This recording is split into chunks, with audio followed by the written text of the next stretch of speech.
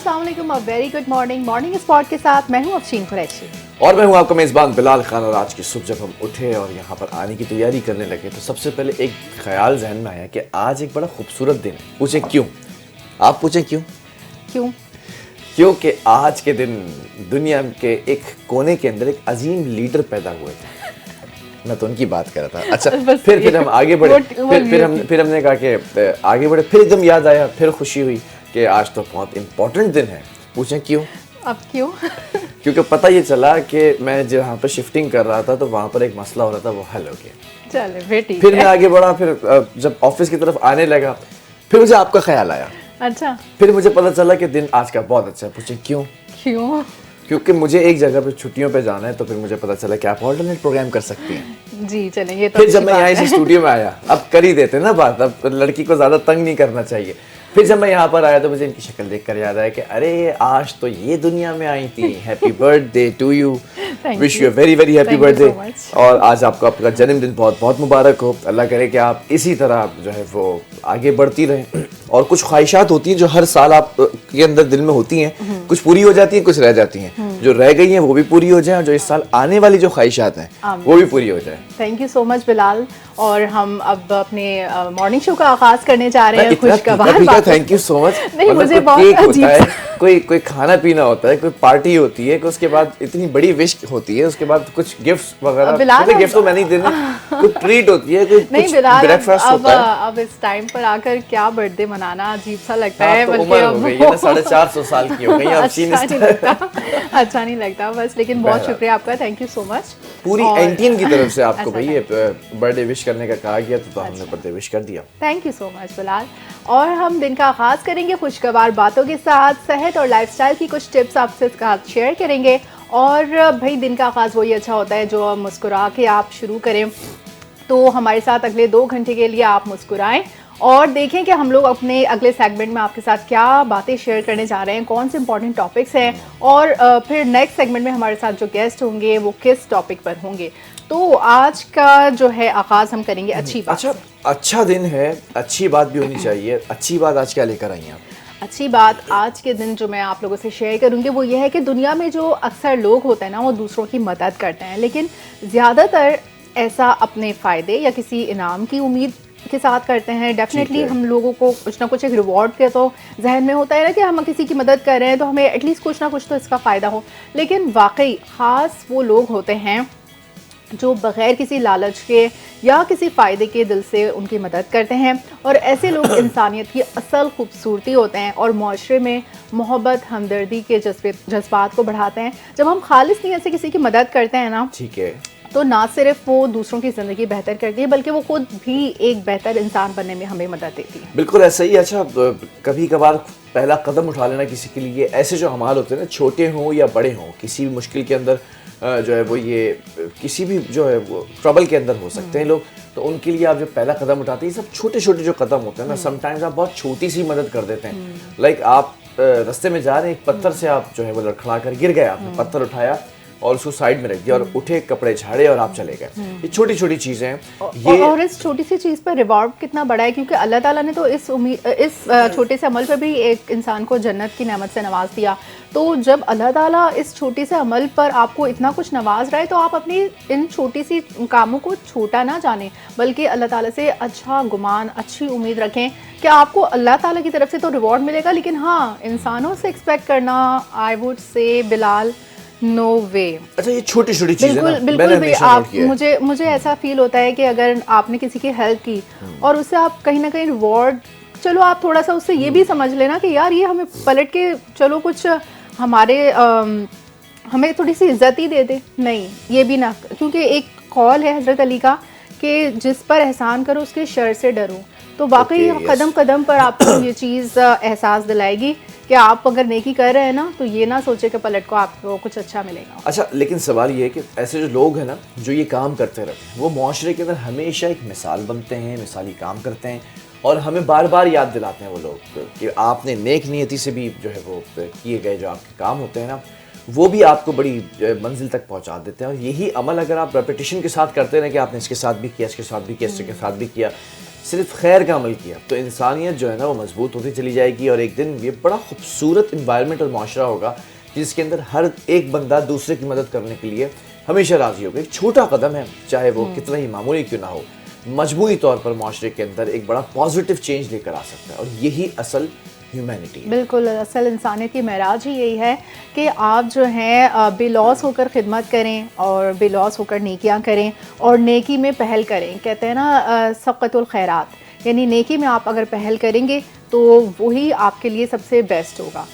बिल्कुल ऐसा ही है। और ये जो इस वक्त आज की अच्छी बात है ना, अब अच्छी बातों के अंदर एक चीज़ हम नोट कर रहे हैं कि हमने बहुत ज़्यादा चीज़ों को जो है वो सोशल जो वर्किंग होती है, ख़ास तौर पे ऑफिसेज होते हैं, ख़ास तौर पे जो लोग खास जिनकी रिश्ते होते हैं, हम उन पर बात करना शुरू किया तो मुझे एक मैसेज आया सोशल मीडिया के ऊपर, और शुक्रिया आपका बहुत बहुत कि आप NTN का ये जो मॉर्निंग शो है वो देखती हैं। तो उन्होंने कहा कि आपने और अफशीन ने जो चीज़ें बताना शुरू की है ना, उससे मेरे बच्चों की सोशल ग्रूमिंग हो रही है। मैं स्पेशली ये सिर्फ सेगमेंट निकाल के अच्छी बात वाला उनको बताती हूँ कि आज मैंने अपने बच्चों को क्या अच्छी बात सिखानी है। वाकई अच्छा, हम तो अपने तौर पे बोल जाते हैं लेकिन हम नहीं समझ सकते कि जो लोग हमें देख रहे हैं उनके दिल पर इस चीज़ का क्या असर हो रहा है, उनकी लाइफ में कितना पॉजिटिव इम्पैक्ट आ रहा है। अच्छा, वो रिलेट करते हैं खुद से, वो रिलेट करते हैं। जब मैं कहता हूँ ना कि आप खुद सामने बैठे हैं टीवी के सामने, आप रिलेट करें कितनी अच्छी बातें आपने की होंगी और कितने अच्छे काम आपने किए होंगे, लेकिन जब वो वही चीज़ कोई तीसरा बंदा आपको बताता है कि यार ऐसा करना चाहिए, आप सोचते हैं मैंने अरसे दराज से यही काम तो किया है, फिर आपको पता चलता है कि मैं सही ट्रैक पर था, there is someone behind the curtain जो कोई और भी ऐसा काम करता है ना। तो बहरहाल आगे बढ़ेंगे, बहुत सारी चटपटी खबरें हैं और बहुत ही एक धमाकेदार और मेरे लिए बड़ी एक्साइटमेंट है और एक्साइटेड न्यूज़ है, वो भी आपसे शेयर करेंगे और भी खबरें शेयर करेंगे। तो खुलासा कर लेते हैं, बिल्कुल मॉर्निंग स्पॉट की ट्रेन के अंदर हम चढ़ जाते हैं। एग्जैक्टली और कुछ आपसे आलमी सतह पर अपडेट्स शेयर करेंगे, तो कुछ नेशनल न्यूज़ भी शामिल करेंगे और आज की सबसे बड़ी खबर जो शेयर करने जा रही हूँ आपसे वो ये है कि फील्ड मार्शल सैयद आसिम मुनीर पाकिस्तान के पहले चीफ ऑफ डिफेंस फोर्सेस बन गए हैं। सदर मुमलिकत ने वज़ीर आज़म की जानिब से इरसाल करदा समरी मंजूर कर ली है। चीफ ऑफ डिफेंस फोर्सेस और एयर चीफ मार्शल की 2 साला तौसी की समरी पर दस्तखत कर दिए हैं और नोटिफिकेशन जारी कर दिया है। Field marshal Syed Asim Munir chief of army staff के साथ साथ चीफ ऑफ डिफेंस फोर्सेस भी होंगे, यानी जो आसिम मुनीर है उनकी बतौर CDF तैनाती 5 साल के लिए है और ये एयर चीफ की तौसी शुदा मुद्दत मुलाजमत जो है वो 19 मार्च 2026 से शुरू होगी।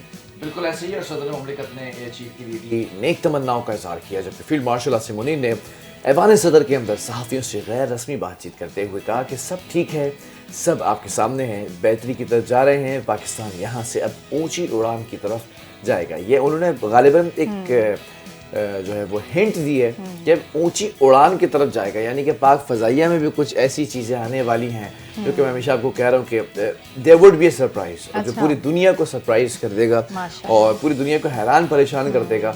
ये जो ऊंची उड़ान है ना, इससे आप ज़रा कनेक्ट करें कि होने क्या जा रहा है। सऊदीया के साथ हमारा मुआहिदा हो चुका है, कतर के साथ हमारा मुआहिदा है, तुर्किया हमारा दोस्त है और मुख्तलिफ जो ममालिक हैं हमारे साथ, खासतौर पर चीन है, और फिर दुबई एयर शो के अंदर हमने पूरी बाजी मार ली। तो ऊंची उड़ान भरने जा रहा है पाकिस्तान, ये हिंट दे रहा हूँ मैं आप लोगों को बार-बार। जबरदस्त, so we are looking forward.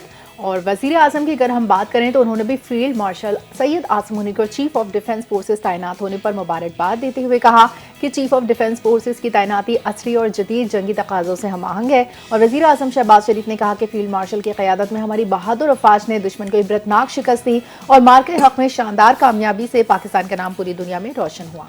बिल्कुल ऐसे ही है। जबकि वज़ीर आज़म ने chief of air staff Zaheer Ahmed Babar Sidhu को भी मुद्दत मुलाज़मत में तौसीफ़ पर मुबारकबाद दी है और कहा कि ज़हीर अहमद बाबर की क़यादत में पाक फ़ज़ाइया ने मार्के हक़ में दुश्मन पर जो धाक बिठाई है, मुल्क की दिफा, तरक्की और खुशहाली के लिए मुल्क के तमाम इदारे मिलकर काम करेंगे, मुल्क के दिफा को मिलकर जो है वो नाकाबिल तस्ख़ीर बनाएंगे। ये कुछ उनके जुमले थे वज़ीर आज़म साहब के। और वज़ीर आज़म ख़ुद भी बड़े एक्साइटेड हैं क्योंकि वो जिस तरह से इंटरनेशनल फोरम पर जा रहे हैं और हाफिज़ साहब उनके साथ होते हैं, हाफिज़ साहब और ये एक पेज पर हैं, यानी कि मिलिट्री और ब्यूरोक्रेसी एक पेज पर है, तो this is a perfect combination. हाँ, और सिफारती सतह पे भी हमारे मुल्क का नाम बहुत रोशन हो रहा है और ये जो है ना ज़बरदस्त क़यादत इसी तरह से आगे बढ़ते रहने चाहिए और तमाम ममालिक से अगर हमारे ताल्लुकात इसी तरह सवार हैं तो हम पूरी दुनिया में कोई शक नहीं कि सबसे ज़्यादा अच्छा इस वक्त नाम पाकिस्तान का ही होगा। और बात करें अगर अफगानिस्तान की, तो अफगानिस्तान के लिए अक़वाम मुत्तहिदा के इमदादी अशिया पर मुश्तमिल 6 कंटेनर्स तोरखम और जमरूद टर्मिनल पहुंच गए हैं। अफगान हुकाम की इजाज़त के बाद इमदादी कंटेनर्स की क्लियरेंस शुरू हो गई है और कस्टम्स राय के मुताबिक तोरखम टर्मिनल पर 2 और जमरूद टर्मिनल पर 4 इमदादी कंटेनर्स में अद्वियात और तिब्बी आलात हैं। बिल्कुल, पाकिस्तान ने अक़वाम मुत्तहिदा के इमदादी इदारों को अफगानिस्तान में इमदाद पहुँचाने की इजाज़त दी है। ये कुछ अगर पास में चले जाएं तो जो कशीदगी थी बॉर्डर के ऊपर, उसकी वजह से पूरे बॉर्डर बंद कर दिए गए थे दोनों तरफ, और उसके बाद सैकड़ों की तादाद में अफगानिस्तान की सरजमीन पर भी ट्रक्स मौजूद थे, पाकिस्तान की सरजमीन पर भी ट्रक्स मौजूद थे। ये ट्रेड होती है ना, बायलैटरल ट्रेड होती है। तो वज़ीर ख़ारजा ने मुशावरत के बाद ये इक़दाम पाकिस्तान और अफगानिस्तान के दरमियान गुज़िश्ता 50 रोज़ से तिजारती गुज़रगाहें बंद होने के नतीजे में अफगानिस्तान में ग़िज़ाई अशिया और अद्वियात की क़िल्लत के बाइस उठाया है, और ये कहा कि अफ़गान आवाम की ज़रूरियात को पूरा किया जा सके। जबकि वज़ारत तिजारत ने भी, जो कि इस वक्त DG अफगान ट्रांजिट ट्रेड और मेंबर कस्टम ऑपरेशन FBR को भी ख़त लिखा है, जिसमें बताया गया कि इमदादी इदारों को अफगानिस्तान में खुराक पहुँचाने की इजाज़त देने का फ़ैसला वज़ारत का है और उन्हीं की सिफारिश पर यह फैसला किया गया है। जबकि ख़त के मुताबिक वज़ारत ख़ारजा की मशावरत से फैसला किया गया है यूनिसेफ, वर्ल्ड फूड प्रोग्राम और यूनाइटेड नेशन पॉपुलेशन फ़ंड के कंटेनर्स की मरहलावार क्लियरेंस की जाए। और अगर हम आगे बात करें और फिर कराची के हालात का जिक्र करें, तो वही कुछ है कराची में जो पिछले कई साल से होता आ रहा है। कराची में जो है ना, ट्रॉलर वबाले जान बनते हुए इंसानी जिंदगियां निकलने लगे। अफशीन, मुझे बड़े अफसोस के साथ कहना पड़ रहा है कि ट्रैफिक पुलिस चालान करने में कामयाब हो रही है, ट्रैफिक पुलिस हादसात पर काबू पाने में कामयाब नहीं हो रही है। ट्रैफिक पुलिस 25,000 का चालान ले लेती है, 5,000 का चालान ले लेती है, और आज से तो माशाल्लाह माशाल्लाह माशाल्लाह मैं दुआ करता हूँ इनकी तरक्की की कि आज वो लास्ट डेट है 5 दिसंबर, जब इन्होंने कहा था कि कराची के अंदर अजरक वाली नंबर प्लेट लगाई जाएंगी। और अजरक वाली नंबर प्लेट अब जिसकी नहीं होगी, ये सुन लीजिए आप, और ये जो हमारे जो एडिटर साहब हैं, वो एडिटर भी इसको क्लिप को काट कर निकाल के उन हल्काओं में भेजें और उन लोगों पर और उन यूनिवर्सिटीज़ और कॉलेज के अंदर भेजें जो बच्चे मोटरसाइकिल्स के ऊपर जाते हैं। 5 दिसंबर 2025 ये वो लास्ट डेट है अजरक लगाने वाली नंबर प्लेट की। अगर नहीं लगाएंगे तो ये आपको ऐसे पकड़ेंगे कि जैसे ये आप इनके मकरूज हैं। बिल्कुल। लेकिन काम की बात ये करनी कि जब आप ट्रक की बात करते हैं, ट्रॉलर की बात करते हैं, डंपर की बात करते हैं, आपको पता है इब्राहिम नन्ना जो बच्चा था, जो एक डिपार्टमेंटल स्टोर के बाहर अपनी जान की बाजी किसी और की वजह से हार गया, वो भी डंपर था। एक वो फुटेज डंपर ही की, हाँ बिल्कुल, मैंने फुटेज में देखा कि वो डंपर गुजरते हुए वो गटर का जो ढकना था वो टूट के गटर के अंदर ही गिर गया था। तो वो किसी हीरोइनची ने नहीं चुराया, इत्तेफाक से वो डंपर ही की वजह से हुआ। तो जब डंपर को इजाज़त दी जा रही है सड़क पर काम करने के लिए, आपका तामीराती काम जारी है, तो येलो टेपिंग क्यों नहीं होती उन तमाम जगहों को जहां पर से डंपर की वजह से नुकसानात हो रहे हैं। आप चलती रोड पर लोगों की ज़िंदगियों से खेल रहे हैं। मतलब यहाँ कोई लॉ एंड ऑर्डर नहीं, आपके पास CCTV कैमरा लगाने के लिए पैसे हैं, लेकिन सिर्फ ये छोटे छोटे काम, ये जो इंतजामिया के काम है, एडमिनिस्ट्रेटिव काम है, गटर के ढकने लगाना है, उसके लिए आपके पास पैसे नहीं है। कल आपको तो एक पाकिस्तानी एक्टर है यासिर हुसैन, बड़ा प्यारा ट्वीट किया, I just love that tweet. मैं उसको चाहता हूँ कि आप सबसे शेयर कर लिया जाए। उन्होंने कहा इस गटर के ऊपर ढक्कन लगाने की जरूरत नहीं है, पाकिस्तान की करप्शन के ऊपर ढक्कन लगाने की जरूरत है। वो तो कभी नहीं हो सकता। और ये बड़ा जरूरी था। बहरहाल ये जो कराची के अंदर ट्रॉलर जो वबाले जान बन चुके हैं, 90 दिन में करप्शन खत्म करना और इस तरह के बहुत बड़े बड़े दावे बहुत से लोगों के चले गए, लेकिन यहाँ पर जो निज़ाम है वो एज इट इज़ है, यहाँ कुछ नहीं बदला। हाँ, अच्छा, मुझे ये लगता है कि करप्ट लोगों के पास डिग्री असली हैं, करप्शन की डिग्री है उनके पास, आप उनको नहीं हरा सकते। बहरहाल ये जो ट्रॉलर वबाले जान बनते हुए इंसानी ज़िंदगियाँ निकलने लगे ना, करीमाबाद पुल के करीब ट्रॉलर की टक्कर से मोटरसाइकिल सवार जाबाक हो गया। और हलाकत इसी वजह से अमल में आ चुकी है और फिर भी कुछ नहीं होने वाला है। और हादसे की इत्तला पर पुलिस की भारी नफरी और इमदादी टीम्स भी मौके पर पहुंच गईं, जबकि जाबाक होने वाले शख्स की लाश को ज़रूरी कार्रवाई के लिए यानी कि शनाख्त का अमल होगा और फिर पोस्टमार्टम या फिर उसको वहाँ पर अस्पताल मुंतकिल कर दिया जाता है। तो इसी तरह किया गया। रेस्क्यू जो ज़राए हैं उन्होंने हमें कन्फर्म किया कि मुतवफ़ी की शनाख्त जो है वो 27 साला शब्बीर के नाम से हुई है। पुलिस हुक्काम ने भी बताया जवान बेटा किसी की माँ का, मतलब 27 साला, वो अभी कितने कहीं रोजगार के हुसूल के लिए जद्दोजहद Exactly. कर रहा होगा, कहीं पढ़ाई कर रहा होगा, कहीं घर की उम्मीदें उससे वाबस्ता होंगी कि ये अभी कितना हमारे लिए कमा के लाने वाला है और क्या करने वाला है, उसके कुछ अज़ाइम होंगे, लेकिन वो सब उस डंपर की नज़र हो गए। तो पुलिस हुकाम ने बताया कि ट्रॉलर ड्राइवर के खिलाफ कार्रवाई शुरू कर दी गई है और इसको कैफरी किरदार तक पहुंचाया जाएगा। ये जुमला हम लोग पढ़ के खुद भी बोर हो चुके हैं, मेरे ख्याल में आप लोग भी समझ गए होंगे। ये कैफरी किरदार तक पहुंचाने वाली जो बातें होती हैं ना, वो सिर्फ बातें ही होती हैं। और कल भी इस्लामाबाद के अंदर हमने देखा कि परसों के रोज जो है वो मतलब कोई भी साहब हो, कोई उमरा में से हो, फुकरा में से हो, अमीर हो, गरीब हो, यहाँ ये देखा जाता है कि एक दो अलग पैटर्न चल रहे हैं। उस पैटर्न के ऊपर चलते हुए कल ये परसों के रोज, if I am not wrong, एक स्कूटी के ऊपर दो लड़कियां जा रही हैं, एक पीछे से वाइट डाला आता है और वो हिट करता है। अच्छा। और वो बेसिकली उनकी जान ले लेता है। और ये मुझे ये लग रहा था कि शायद कोई ऐसा मामला था गाड़ी के अंदर कि उन्होंने कोई एंटी एलर्जिक ली हुई थी, जिसको लेने के बाद वो बेकाबू रहे। बहरहाल इसके बाद हमने ये देखा कि एक लड़की तो एक प्यारी बच्ची जो है वो तो जान की बाजी हार गई, दूसरी वहां पर दम तोड़ने के लिए जो है ना वो तैयार हो चुकी थी, लेकिन उसमें भी कुछ सांसें बाकी थी, कुछ गफलत है, कुछ चीज़ें वो मेरे पास रिपोर्ट्स आ जाए फिर मैं आपके साथ शेयर करूंगा कि उसने भी दम तोड़ दिया है। अच्छा, ये भी एक बड़ा मामला इस्लामाबाद के अंदर है और मुलजमान के हवाले से भी बात जो है बात हो रही है। बिल्कुल, हम अभी कराची में कुछ टाइम पहले हम हादसात का जिक्र कर रहे थे, लेकिन अब अगर हम लाहौर का रुख करेंगे तो वो उससे बिल्कुल ही मुख्तलिफ आपको एक जन्नत का सा समा दिखाई देगा लाहौर में, क्योंकि लाहौर में गुले दाऊदी की नुमाइश 2025 का आगाज हो गया और सीनियर सूबाई वजीर मरियम औरंगजेब ने नुमाइश का इफ्तिताह किया। मतलब आप कंपैरिजन करें कराची से लाहौर का, तो लाहौर में तो सिर्फ खुशियां मनाई जा रही हैं क्योंकि वहाँ कोई इस तरह के हादसा नहीं होते। कैन यू इमेजिन के खबरें क्या रह गई हैं? मतलब लाहौर की खबर सीधा उसके ऊपर कराची की खबर है, कराची की खबर के लाहौर की खबर है। कराची के अंदर आप सफ़े मातम बिछाकर बैठे हुए हैं। कराची के अंदर हमारे प्यारे मेयर कराची वो कहते हैं कि मेरी मर्जी में आऊं, मेरी मर्जी में ना आऊं, मेरी मर्जी में आ गया। आप नहीं कर सकते, फिर जब यही हाल होगा फिर कराची का।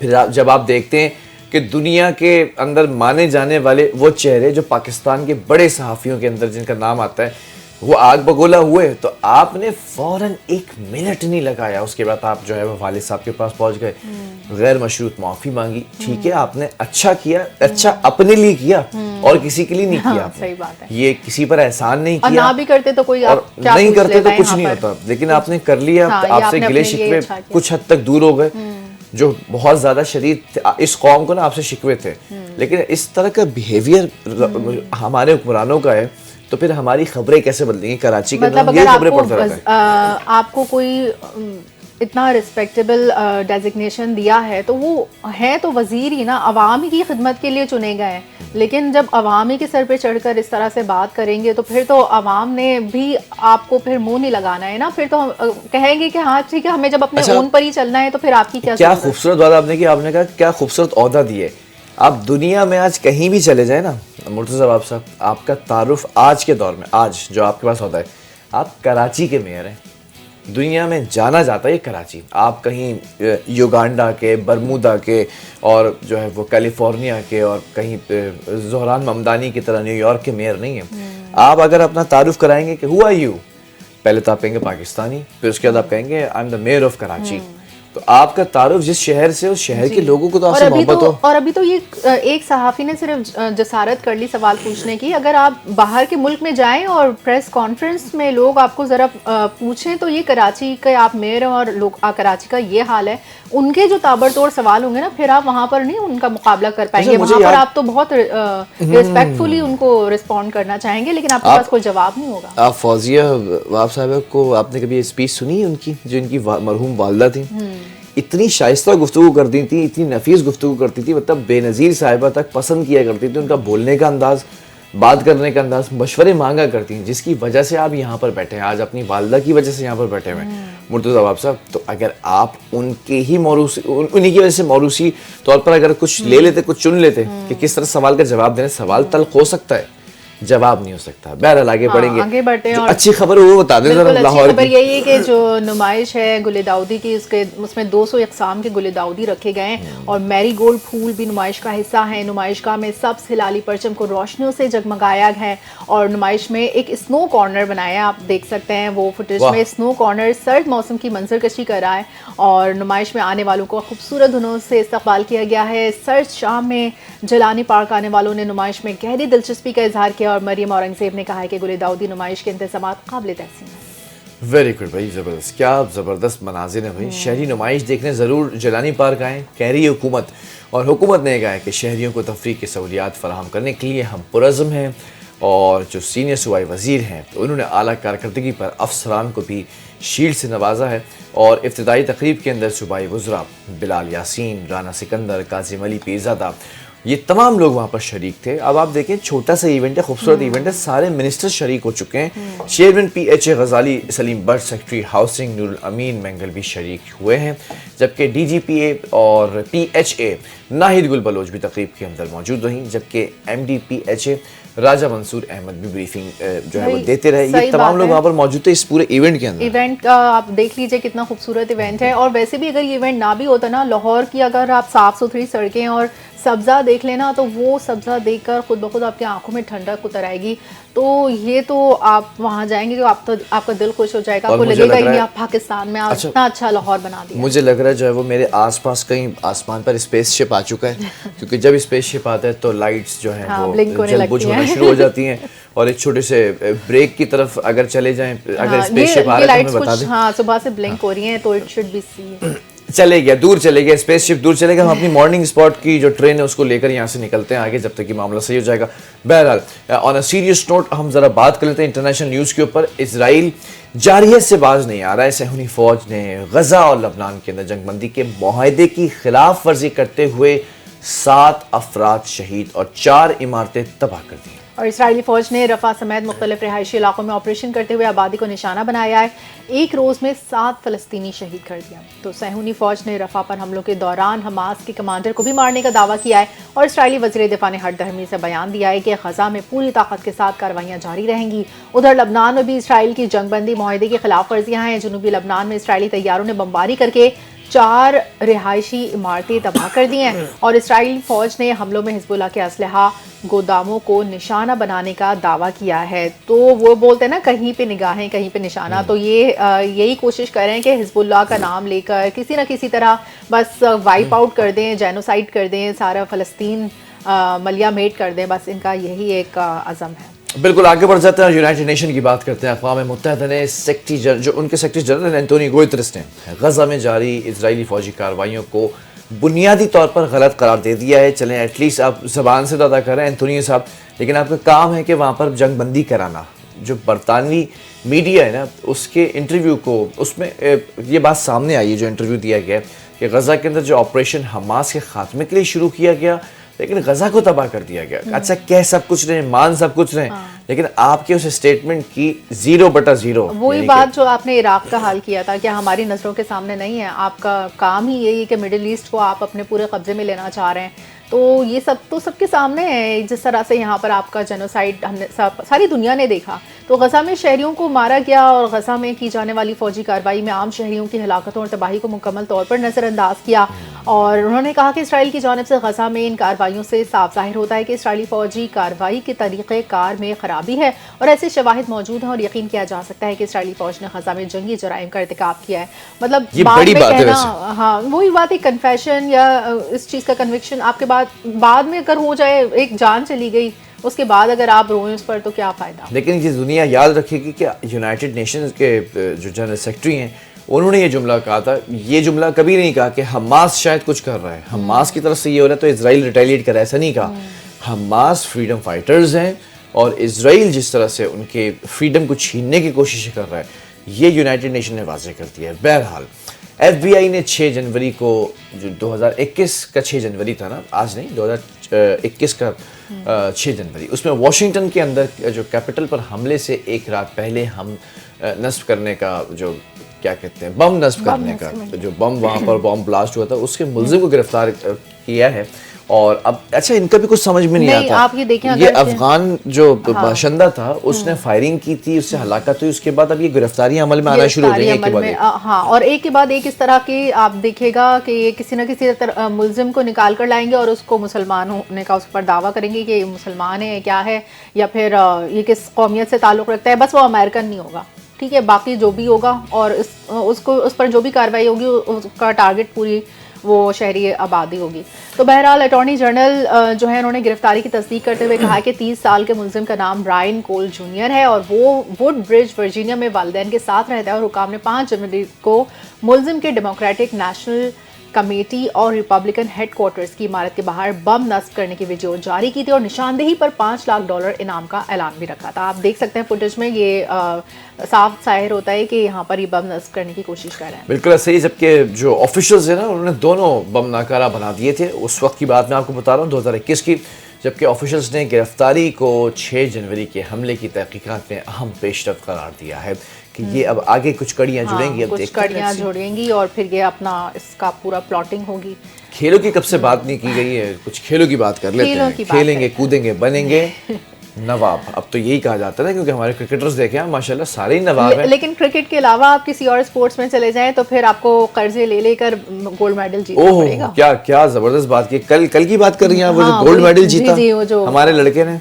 बिल्कुल, बॉक्सिंग चैंपियनशिप हो या दूसरे कोई भी और एथलेटिक्स के मुकाबले हों, तो आप लोगों ने देखा कि किस तरह से हमारे यहाँ के नौजवान अपनी मदद आपके तहत खुद से मुकाबलों में शिरकत करते हैं और गोल्ड मेडल भी जीत कर लाते हैं, लेकिन फिर भी उनके लिए कोई हुकूमत की तरफ से कोई इनाम नहीं होता। बहरहाल अब बात करेंगे पाकिस्तान सुपर लीग की। तो पाकिस्तान सुपर लीग ने भारत में अपनी मकबूलियत का नया सबूत देते हुए 2025 में गूगल पर सबसे ज्यादा सर्च किए जाने वाले स्पोर्ट्स इवेंट की फहरिस्त में जगह बना ली है। गूगल ने 2025 में भारत में सबसे ज्यादा सर्च किए जाने वाले स्पोर्ट्स इवेंट्स की फहरिस्त भी जारी की है और फहरिस्त में एक दिलचस्प इजाफा पाकिस्तान की T20 लीग PSL भी शामिल है। भाई वाह, वेरी गुड भाई। भारतीयों ने नजर रखी हुई कि ये PSL में क्या करने जा रहे हैं। आप बता देंगे, आप आ जाएं, खेलने आए, आपको बताते हैं। टीम लेकर आए अपनी पूरी, यहाँ लाहौर के स्टेडियम में आए, पिंडी स्टेडियम में आए, वहाँ पर आपको बताते हैं। भारतीय सार्फिन ने मकबूल आलमी इवेंट्स के साथ साथ PSL को भी बड़ी तादाद में गूगल पर सर्च करना शुरू कर दिया, जबकि गूगल की जारी करदा फहरिस्त के अंदर भारत में सबसे ज़्यादा सर्च की जाने वाले इवेंट के बारे में बताया ना, जो प्रीमियर लीग है, इंडियन प्रीमियर लीग, वो पहले नंबर पर है। IPL जिसे कहा जाता है, एशिया कप दूसरे नंबर पर है, ICC चैंपियंस ट्रॉफी तीसरे नंबर पर है, कबड्डी लीग चौथे नंबर पर है, विमेंस वर्ल्ड कप 5वें नंबर पर है, फीफा क्लब वर्ल्ड कप जो है वो 6ठे नंबर पर, पाकिस्तान सुपर लीग 7वें नंबर पर है, जबकि विंबलडन 8वें पर है और जो नेशंस लीग है वो 9वें नंबर पर है।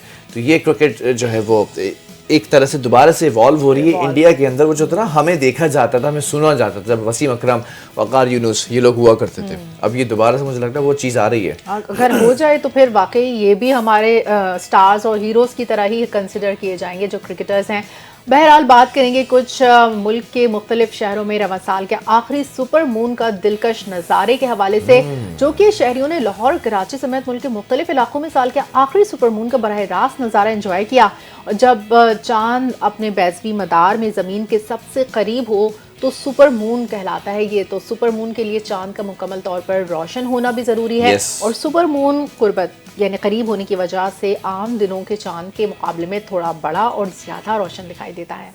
बिल्कुल ऐसे ही है, चांद तो चांद है ना। रमज़ान साल के आखिरी सुपर मून का नज़ारा करते हुए शहरियों को चांद मामूल से 15% ज़्यादा रोशन नजर आया। अच्छा, मुझे नहीं पता था बाखुदा के सुपर मून होने वाला, लेकिन कल जब मेरी नज़र चांद पे पड़ी तो मैंने अपने ही दोस्त से कहा, मैंने कहा कुछ ज़्यादा ही बड़ा नहीं लग रही है।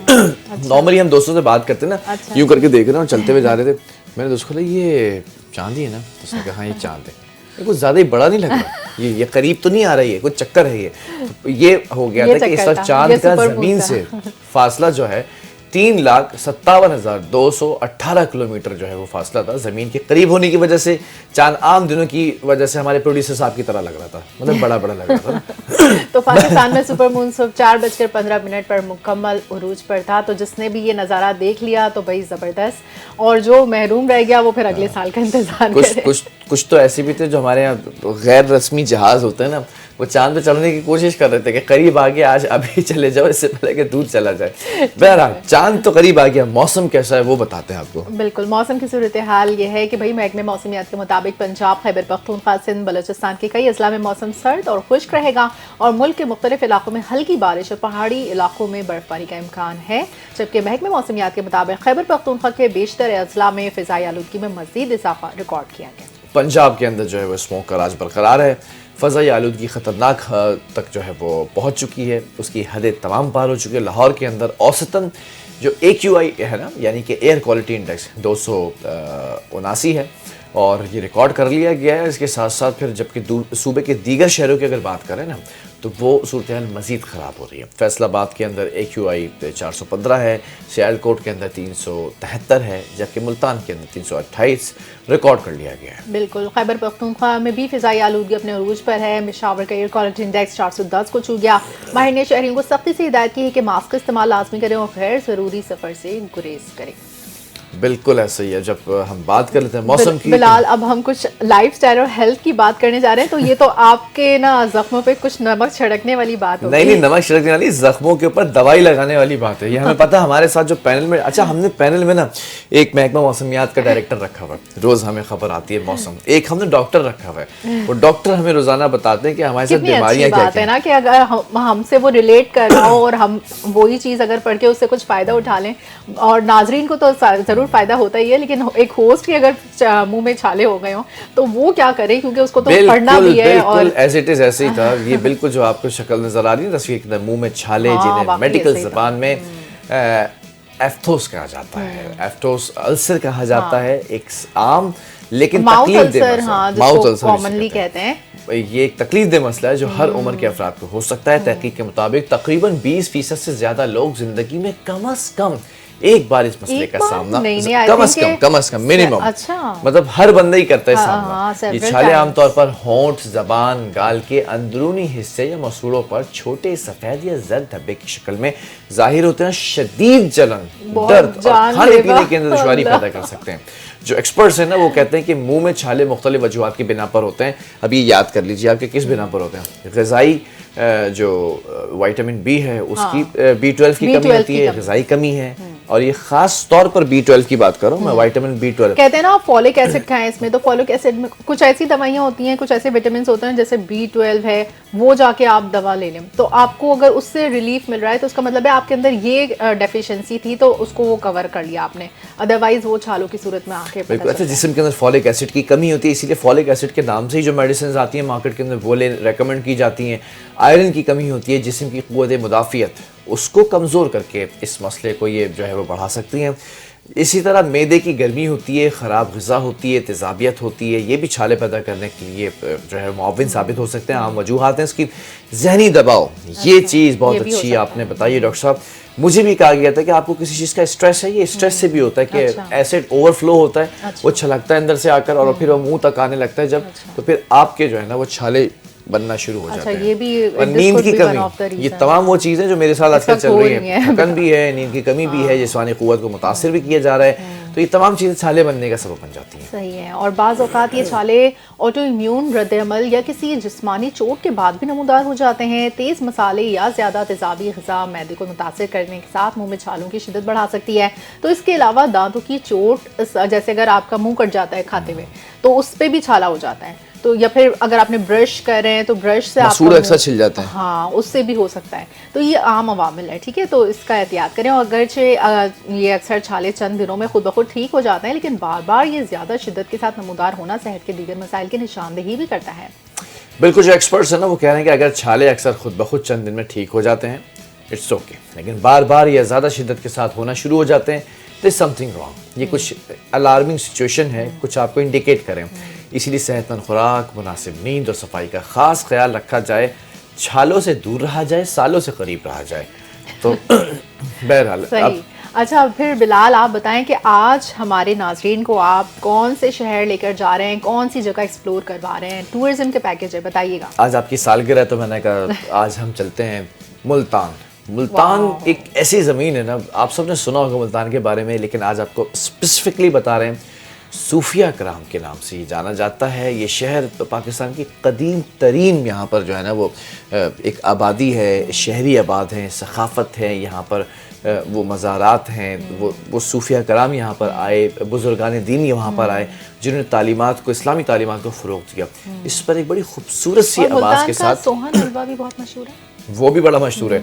कभी कभार आपने देखना है कि अम्माएं जो हैं वो जिस डब्बे के अंदर आज की जो जनरेशन है, जिस डब्बे के अंदर रीलें रखती है ना कपड़े सीने की, और जिसमें सुइयां हुआ करती थी, चौक हुआ करती थी, वो डब्बा बेसिकली मैं बता देता हूँ, इस जनरेशन को बताना ज़रूरी है। वो डब्बा बेटा मेरे बच्चों, वो रील का डब्बा नहीं है, वो सुई धागे का डब्बा नहीं है, वो सोहन हलवे का डब्बा है। वो जो मुल्तान से सोहन हलवा आता है, तो ये डब्बा वहां से आता है, इसमें हलवा आता था, वो खा चुके हैं, अब सिर्फ रील लगी हुई है। मुल्तान के ऊपर डॉक्यूमेंट्री देखते हैं। मुल्तान, जिसे शहर सूफिया के नाम से जाना जाता है, पाकिस्तान के कदीम तरीन और सबसे दिलचस्प शहरों में से एक है। ये शहर न सिर्फ तारीख की अक्कासी करता है बल्कि सकाफत, तिजारत और तालीम का भी एक अहम मरकज है। पंजाब के जुनूबी हिस्से में दरियाए चनाब के किनारे वाक़ई मुल्तान कराची से तकरीबन 966 किलोमीटर के फासले पर है। एदाद-ओ-शुमार के मुताबिक ये पाकिस्तान का 7वां सबसे बड़ा शहर। मुल्तान की तारीख सदियों पर मुहित है। यहाँ की जमीन ने कई सूफिया, उलमा और ताजरों को जन्म दिया। शहर के मज़ार और मसाजिद न सिर्फ मजहबी अहमियत रखते हैं बल्कि यहाँ के सकाफती विरसे की बेहतरीन अक्कासी करते हैं। इनमें शाहरुख ने आलम, शहाबुद्दीन गंज बहादुर के मज़ार के अलावा बहाउद्दीन ज़करिया का मज़ार भी शामिल है, जो सूफियाना अकीदत और रूहानियत का अहम मरकज है। हर मज़ार और हर मस्जिद शहर की रूहानी गहराई और तारीखी अजमत का पता देती है। तिजारत के लिहाज से भी मुल्तान एक अहम मरकज रहा है। इसके बाजार कदीम रिवायात के साथ जदीदियत का हसीन इम्तिजाज दिखाते हैं। मुल्तानी हलवा अपनी लज्जत के लिए मशहूर है और मुल्की और गैर मुल्की सतह पर पसंद किया जाता है। शहर की कढ़ाई वाली चादरें, मुनफरिद नफीस काम वाले सूट अपनी खूबसूरती और नफासत के लिए दुनिया भर में मारूफ। यहाँ के बाजार न सिर्फ खरीदारी के लिए बल्कि सकाफती तजुर्बे के लिए भी लोगों को खींच लाते हैं। तालीम और तरक्की के मैदान में भी मुल्तान पीछे नहीं है। शहर में जदीद तालीमी इदारे, अस्पताल और रेलवे नेटवर्क मौजूद हैं, जो इसे तिजारती, तालीमी और सफरी लिहाज से अहम बनाते हैं। शहर की हर गली, हर कूचा, हर बाजार और हर तारीखी इमारत इस बात की गवाही देती है कि मुल्तान न सिर्फ माजी की शान और वकार का मरकज रहा है बल्कि ये मौजूदा तरक्की और जदीदियत का भी एक रोशन नमूना है। मुल्तान का हुस्न इसकी तारीखी इमारतें, सूफियाना मज़ार, रंग बिरंगे बाजार और मशहूर अशिया इसे न सिर्फ एक शहर बल्कि एक जिंदा सकाफती तजुर्बा बनाते हैं। मुल्तान माजी की अजमत और मौजूदा तरक्की का हसीन इम्तिजाज पेश करता है। मुल्तान की गलियां, मज़ार और सकाफत हर आने वाले के लिए एक अनोखा सफर है।